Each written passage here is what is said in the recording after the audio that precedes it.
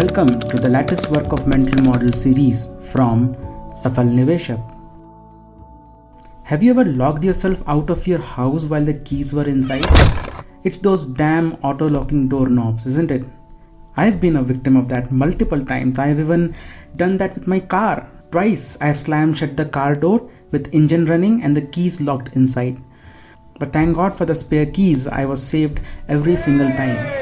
The idea of keeping a spare key is the simplest example of a mental model called redundancy. Redundancy is having more than one means of completing a given task. In other words, redundancy refers to the process of adding extra copies of a critical components of a system so that you can use the copy if the original one fails or it's lost.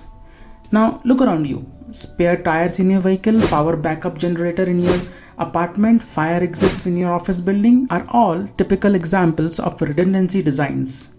Now, to an untrained eye, redundancy may look like a waste of resources, especially if nothing unusual happens. But our world is full of complexities everywhere, which means that the unusual would happen quite frequently and even unexpectedly. In fact, if you closely observe, you would find that redundancy is everywhere in nature. For example, human body. We have 2 eyes, 2 ears, 2 lungs, 2 kidneys, and each has more capacity than what is needed under ordinary circumstances.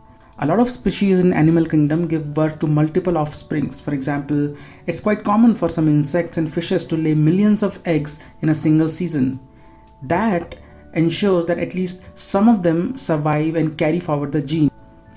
Big software companies like Facebook, Google, Twitter, or even large banks, they go as far as having multiple copies of their servers spread across continents, which means even large-scale catastrophic events won't cause irreversible damage. Of course, redundancy comes with a cost because you have to pay for maintaining those extra spare copies and it increases inefficiency in the system, but that's the price you have to pay for protecting your downside. Okay, so how is this mental model useful in investing? One of the first things that any good personal finance advisor would tell you is to create an emergency fund. Typically, the size of this fund is equal to 6 to 8 months of your expenses, and it's advised that this money should be kept in ultra safe places like FDs or liquid funds. That is like creating redundancy for securing the future of your family. Also, getting medical or life insurance adds additional layers of redundancy in your life.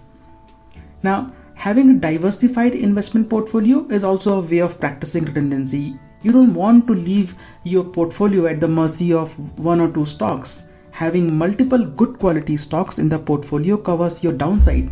Of course, just like having 20 spare keys for your apartment isn't much useful, having more than 20 or 25 stocks in your investment portfolio is probably an overkill. If you found this video useful, you may want to subscribe to Safal Niveshak's newsletter. Safal Niveshak, Value Investing Made Simple.